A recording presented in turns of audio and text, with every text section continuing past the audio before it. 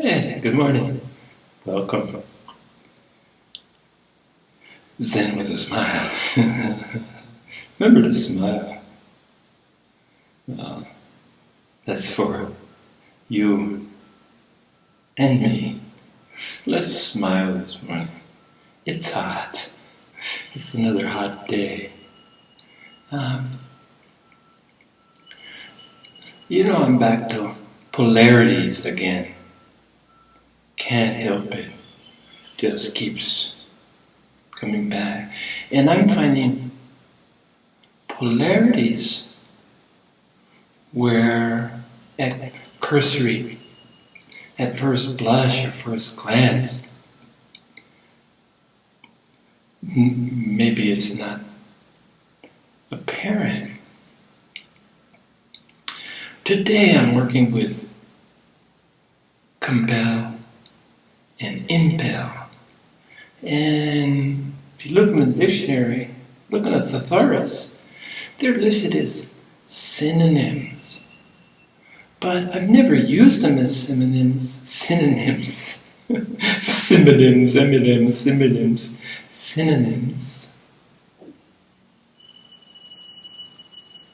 But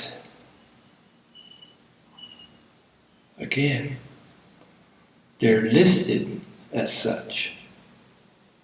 Yet, there's an implicit difference, and it's source and intent. To compel or to impel is to strongly influence an action, thought, or words. It's a powerful force that's directly responsible for an action taken.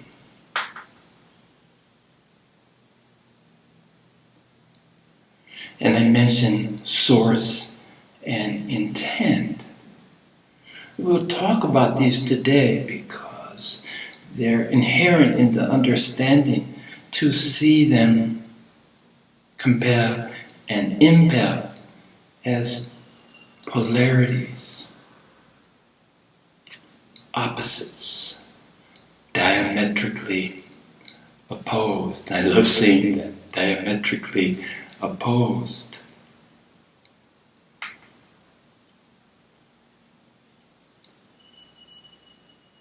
First, well, actually, intent and the source of this. I want to say compelling or impelling because there's very few other words that I could use. The source for this need to act, think, or feel in a certain way. The intent and the source are so closely intertwined that it's hard for me to separate them. But let's start with compel. That's a very compelling thought. Sounds harmless enough. But to understand, you have to take a look at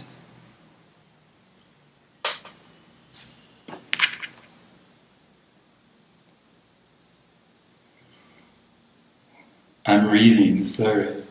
When you are compelled, you are coerced, regardless of your wishes, to take action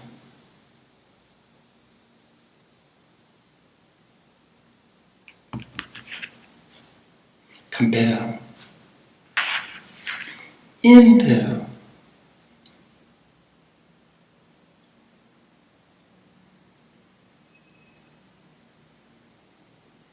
to take action or be persuaded by moral or ethical grounds. So if you look at the two together, when you're compelled, you are coerced, regardless of your wishes. When you're impelled, you're made to realize that although the choice may be difficult, it's the right thing to do.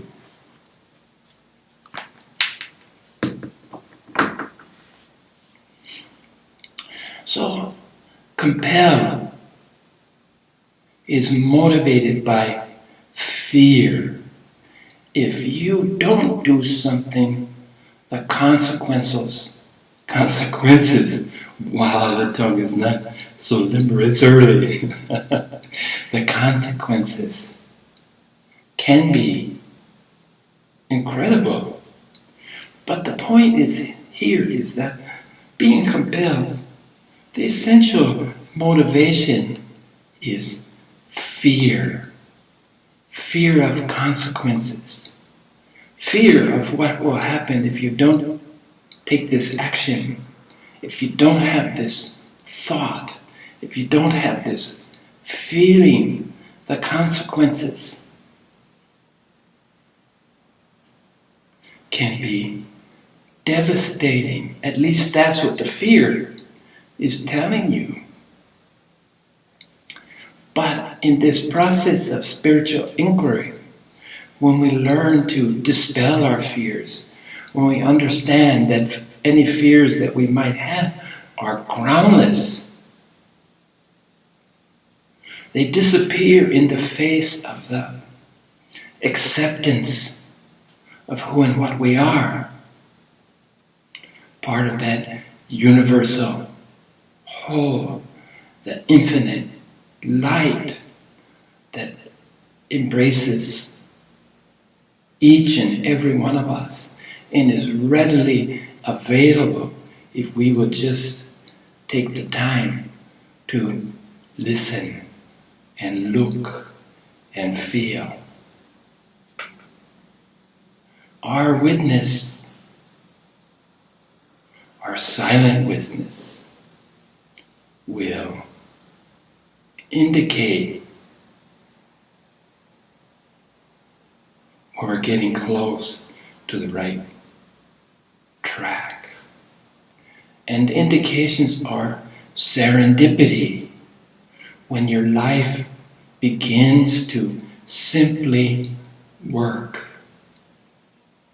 without any planning, scheming, clinging, without any fears. Life serendipitously will just work.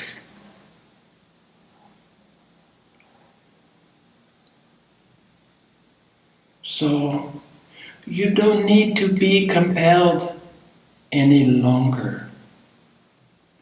Being compelled loses its grip on you when the underlying source is eliminated. When you let go of fears, when you see fears as the Maya that they most certainly are, part of the illusion. Fears are illusory by their very nature. And comprehending that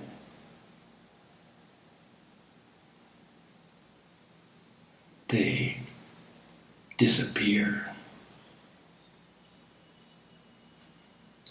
So the intent of being compelled,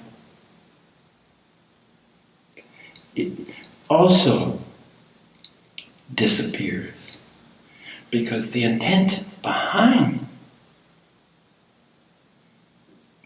being compelled is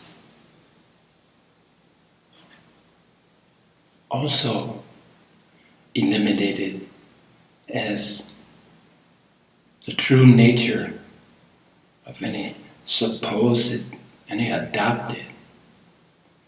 Fears. Fears are a construct. It's an egoic tool, after all. If you don't do this, da da da. If you don't brush your teeth, well, your teeth will fall out. Well, there's probably a little truth in that one, but it's not to be feared. Simply brush your teeth. And let the other side of the polarity, I'm impelled to brush my teeth, not compelled. Impelled comes from within. Compelled comes from without. Those fears are constructed from what surrounds us. They're taught to us by well-meaning, well-meaning, misdirected souls.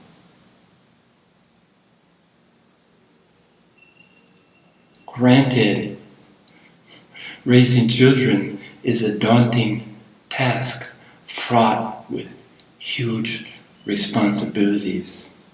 And most of us muddle through doing the best that we can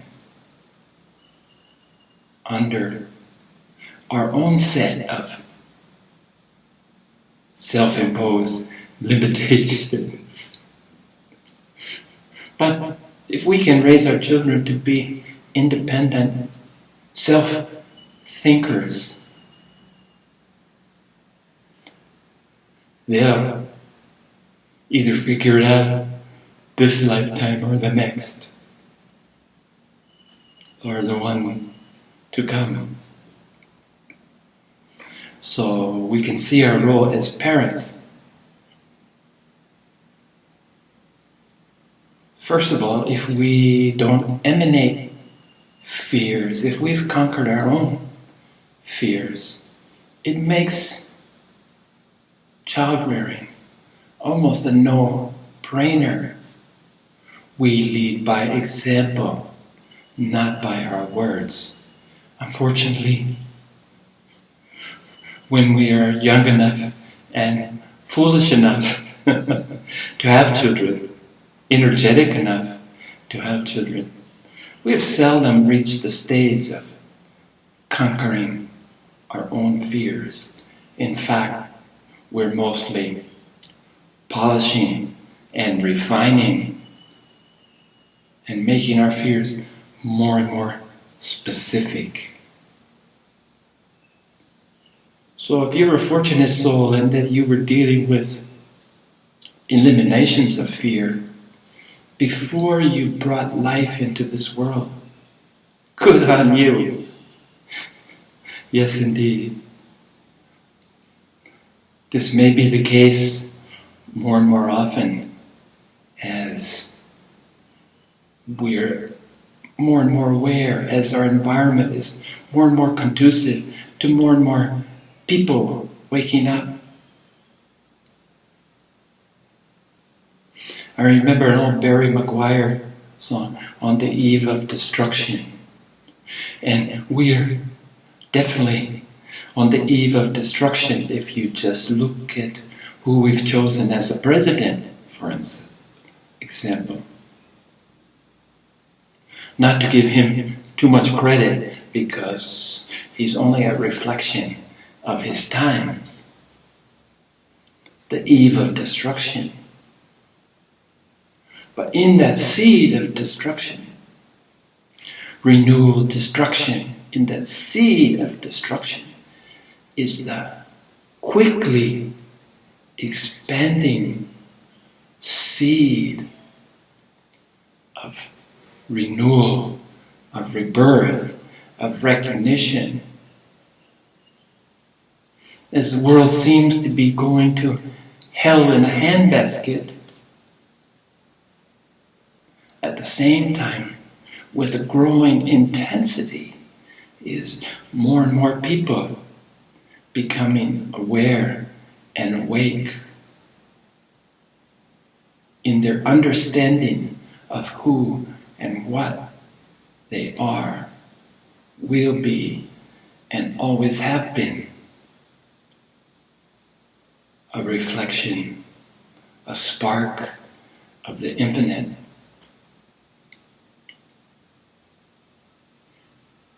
So I'm not a doomsayer, despite my cursory look around us. Many parts of the world are locked in a heat wave. If this is not a warning of things to come, I don't know what is. But I also know that the beings that we're preparing the world for, the ones that will communicate through emotions, through their feelings, and there'll be no internet. It'll be an intranet from heart to heart, brain to brain. The intellect, the mouth, verbalization will have an increasingly lessening role. The last couple of centuries, the intellect has been the be-all and the end-all as man has progressed. But the next group that we're preparing the grounds for is coming in to a different sensitivity to the vibration, to the song of the universe. They can hear it all the time. In fact, they would say it's always been there, and they're correct. Just the conditions are creating individuals that are born listening. The structure as we know it, which we would could look at as a bad thing, is deteriorating just as all things do. And is preparing the way, just as we are, for what's to come.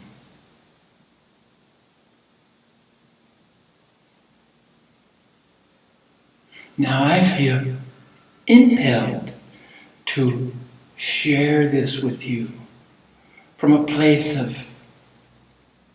no fear, fearlessness. But the message that I need to get out is what I'm talking about today. So this heat wave, these beings that are coming into the world, we decry, global warming, and without understanding that, without a complete or even a cursory understanding that nature knows best. And these souls that are coming into the world need a warmer climate. So climate change is accommodating those to come. The warming, global warming, is accommodating those who come. So we all participated in our carbon footprints and our oceans of plastic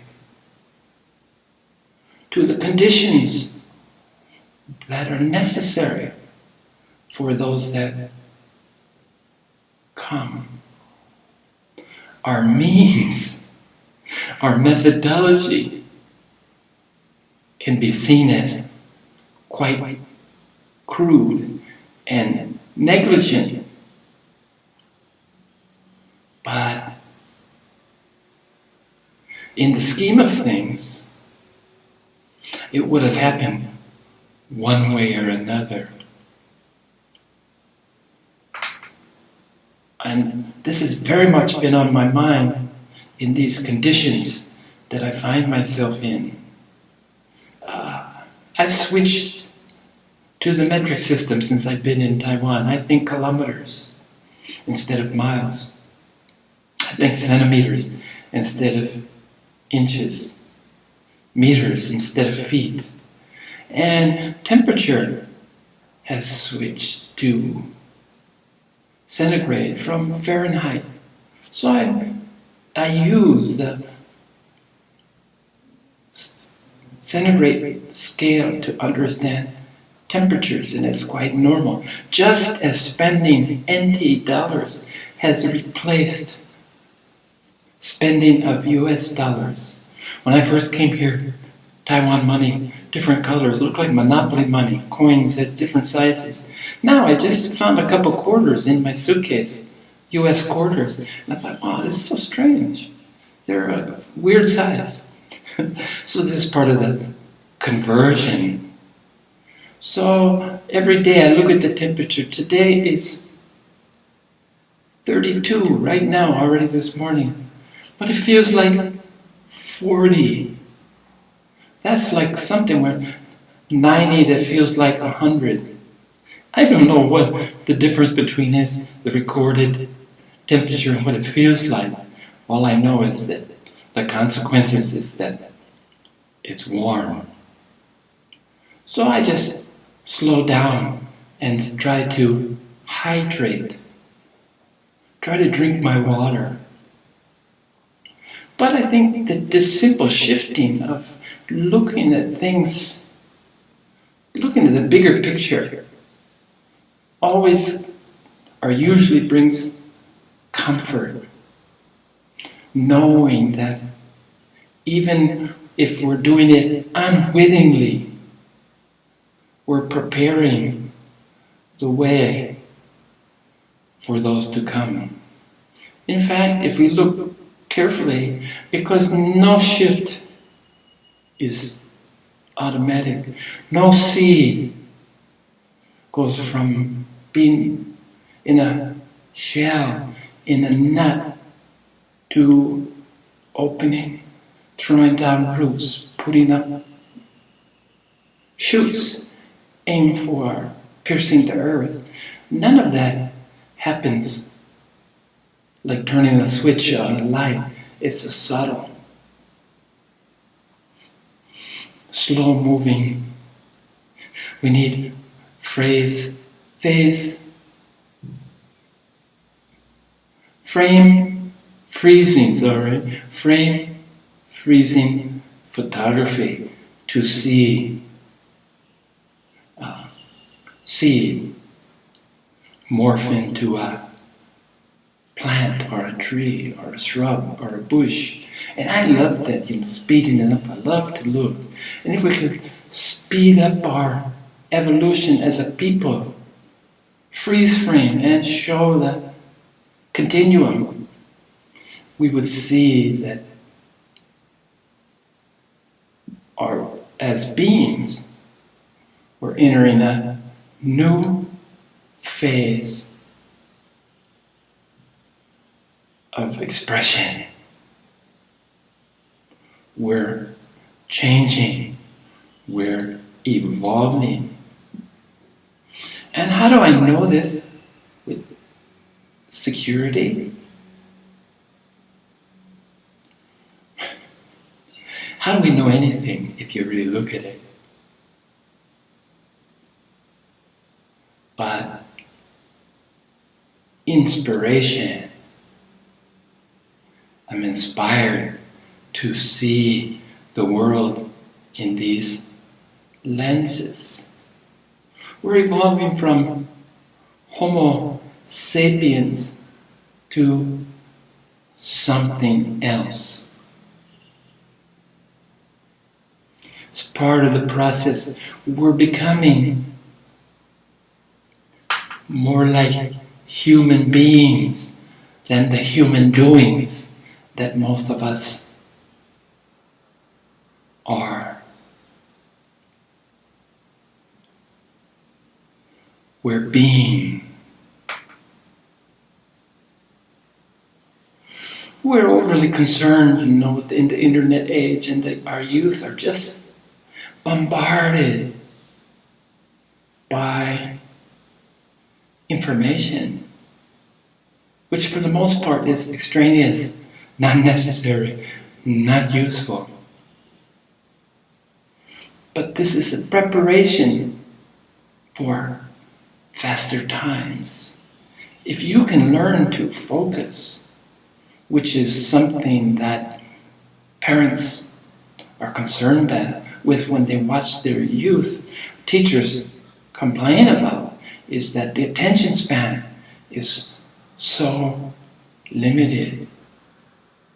But if you look at the other way, they're so quick to learn that they're bored with anything that is less informative, with anything that does not contribute to the change they're heralding. And as I mentioned, within the seed, it's a process. And those beings, those new human beings, these new Homo sapiens, and who knows the label? Who come up with the label? But it's usually reactive after the fact.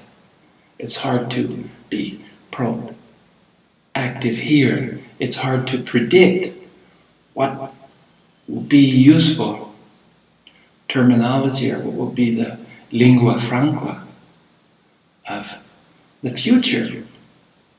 So these beings are amongst us. And some of them have reached their teens and beyond. So if you're attentive sort, if you pay attention, if you have an opportunity to teach them, to teach our youth, you'll be able to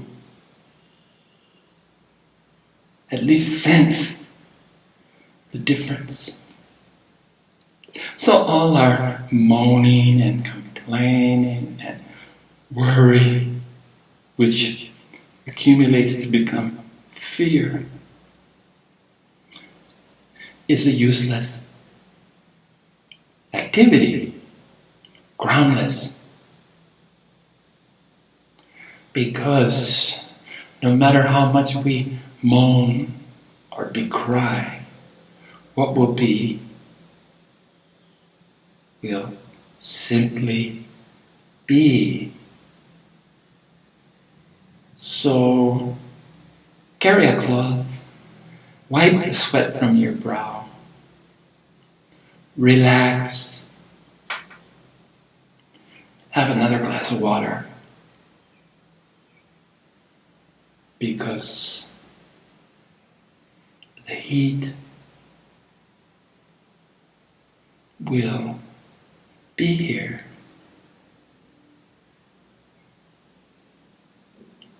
The humans that are coming need a warmer climate. So growth in the temperate regions, which tend to be the seats of our civilization, will probably move south or north, whichever hemisphere that you find yourself in, to tropical climes. It's interesting to me because Taiwan has a range from tropical to subtropical, and the highest mountains are subalpine. So 3 climate zones are available to us that live here if we venture to the tops of the mountains. It makes for spectacular variance in the topography, in the land. The land of the tall mountains is so different, and as you come down the mountains and go through the subtropical, and you reach the bottom, or at least the central and the southern portions of the island are tropical. And what do we know about the tropics? Well, nice sunsets, nice sunrises for whatever reason, high humidity, and it can get warm. So I say, put your swimsuit on and go to the sea. Put your hiking boots and go climb up the mountains. Have a glass of iced tea. Put your feet up. Relax. Enjoy. Take time to listen. Take time to love. And I better smile right here.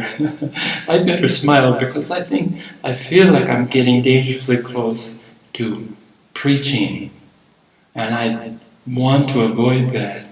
So a smile is my way of saying, okay, don't beat a dead horse. Encourage, support, and most importantly, love. And do your best. And do better than your best. To be an example of what mindful living is.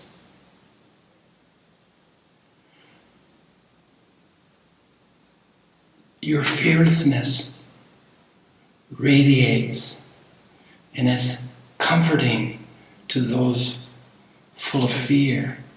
They're not ready to understand, they're not ready to embrace fearlessness themselves, but they can sense it, even though at the same time admitting that they really don't understand how someone can smile, how you can maintain equanimity, how you can bring it out into a world that seems, through short-sighted lenses, to be nothing but doom and gloom. How you can see the seeds of evolution, the seeds of change. How you can create fertile soils so that these seeds can sprout. How you can nurture. How you can care for them until they're strong enough to stand on their own. These are things that we can do.